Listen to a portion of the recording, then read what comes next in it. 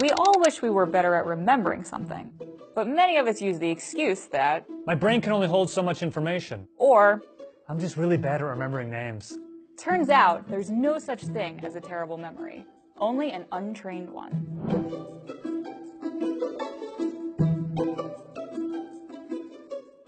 For a national poll, 800 Americans were asked if they had forgotten one of these things in the last week. Results showed that forgetting someone's name was one of the most common memory lapses. The biggest reason why we're bad at remembering names is because we often don't hear the name. That is Kevin Horsley. He is one of the few memory champions in the world to complete the Mount Everest of memory challenges, which involves memorizing 10,000 digits of pi. You've had this experience before. You meet someone and they say their name is John.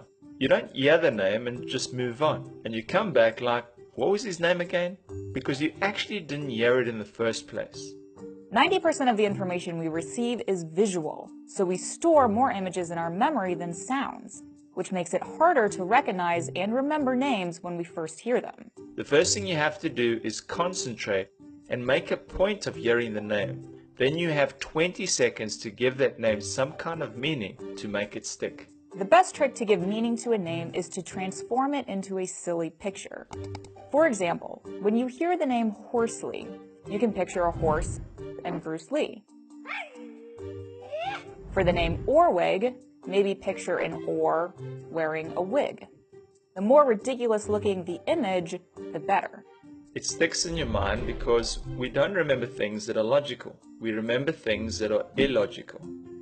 So what you do is you stick it in your memory in an illogical way, and afterwards you can think about it logically. Once you can creatively picture any new information, you're ready for the next trick.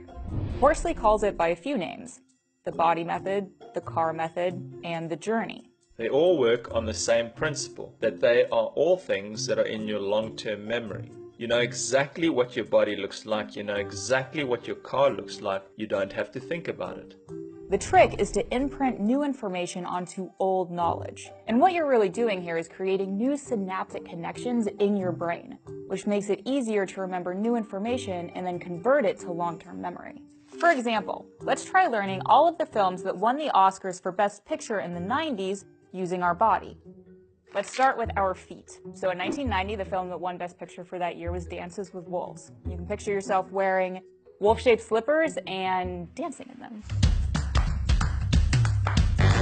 Okay, in 91, Silence of the Lambs won Best Picture. So your knees are knocking together in fear, making a lot of noise, so you grab a lamb-shaped pillow to silence them.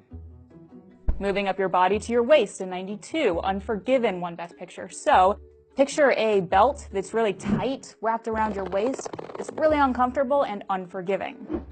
And as you move down the list, you move up your body. Once you have the hang of it, you can use other settings to store not just lists, but libraries of knowledge.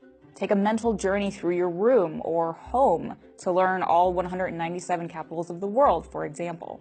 The journey is what all memory champions are using. This method may seem silly, but what it does is it impacts your memory. So it's going to be easier for you to repeat it, then it's going to be easier for you to use it, and then you won't be thinking about these silly images anymore.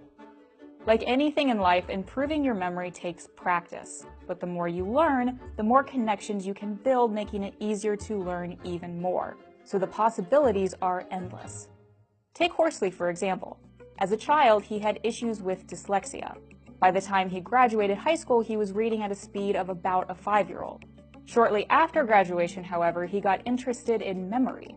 Today, he reads 1 book a day, speaks 3 languages fluently, and has earned the coveted title of International Grand Master of Memory. For me, it's been a journey. I've been studying this for almost 30 years, and every day I'm still learning something new when it comes to memory.